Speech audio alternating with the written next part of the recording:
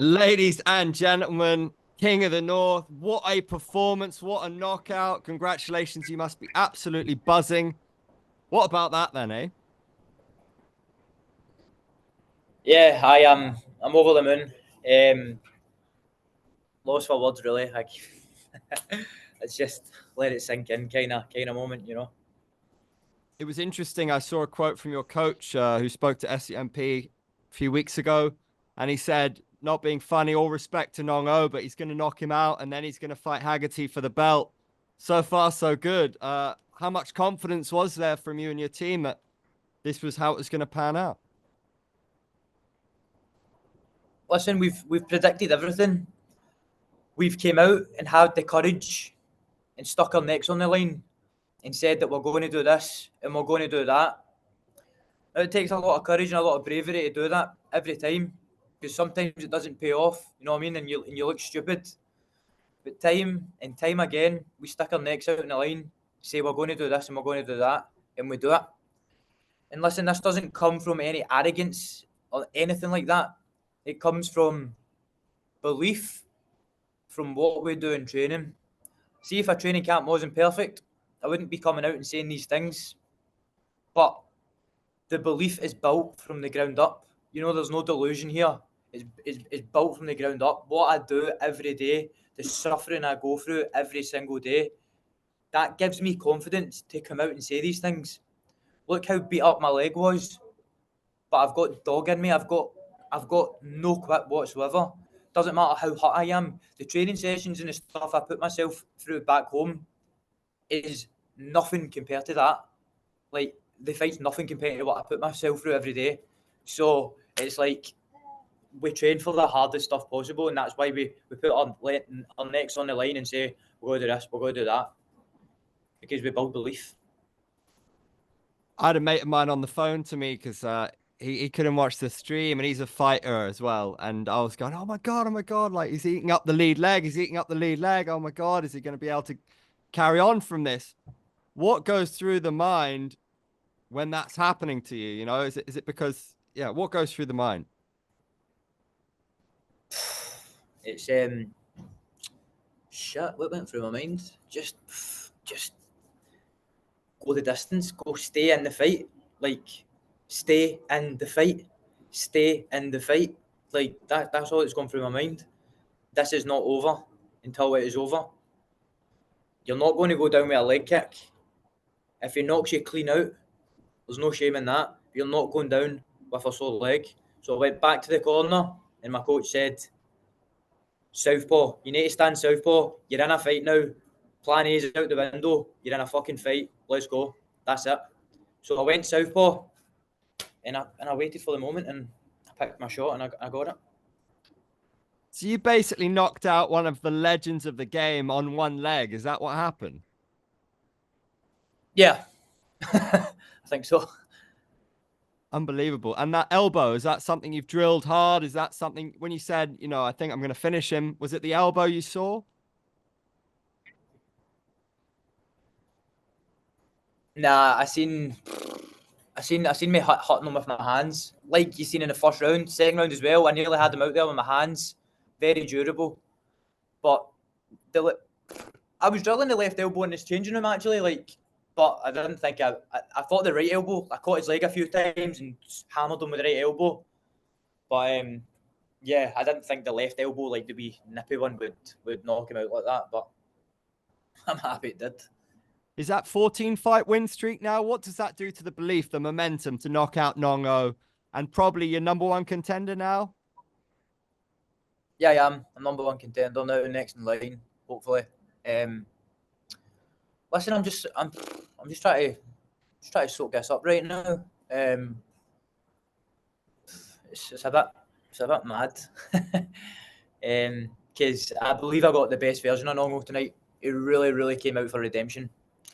I seen how fired up he was and stuff as well. So I believe I got the best version of NongO tonight as well. I believe that you understand all elements of the game. It's not just about what you do in the ring. It's the whole picture, right? And I think fans respond to you calling out Haggerty. making the most of your time on the mic. You know, that goes a long way in this game. Did you have a think about what you want to say? You pleased with the way that your post-fight interview went? Every time, like fight week, that's all I think about. What am I going to say on the mic? What am I going to say on the mic? As soon as that mic gets handed to me, everything I thought I was going to say goes out the window, and I end up blurring out other shit. So, yeah, okay. And you know what? I was just in so much pain. My leg was so sore. I was just like, "Oh, fucking get me out this ring." I'm But not sure. yeah, I know that they try to pull the mic away, and I was like, no, wait, I do need to do one thing. TikTok, Haggerty, the time's limited. Have you seen he's responded already? He said, TikTok, TikTok, you almost got stopped. So did you see that? And what are your thoughts? I've not even been on my phone. So. So that's the I just came response straight from in here. Haggerty. He says, TikTok, TikTok, you almost got stopped. That's his response so far. But I did, and I knocked him out. So I'm sure this listen, is I going got to a better version. I got a better version of Nong-O than Haggerty did. That's a fact. That is a fact. And everybody in the arena, everybody around the world knows that Nong-O prepared way harder for me than he did for Haggerty. He actually came out after Haggerty and just thought he was just didn't know much about him. He was just a foreigner. He didn't really train so hard for it. So, yeah.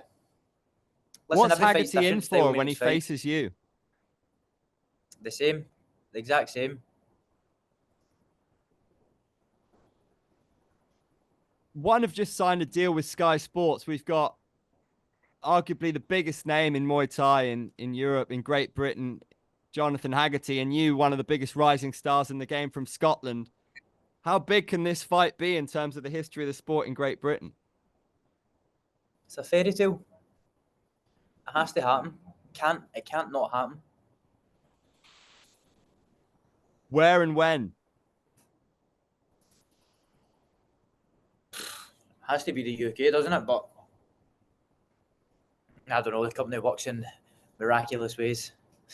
So, if you had it your way, would you have to, you know, February or when would be good for you? probably April. Start of April would be good for me. And you'd like to see it in the UK? Lovely, Yeah. mate. We've got a hell of a main event on. We're going to wrap up with something I like to do with all the fighters very, very quickly. So if you could help build the perfect striker with me between Muay Thai and kickboxing, who are you choosing for punches? Punches, Nico Carrillo. Elbows? Probably Nico Carrillo. Kicks? Super one. Knees?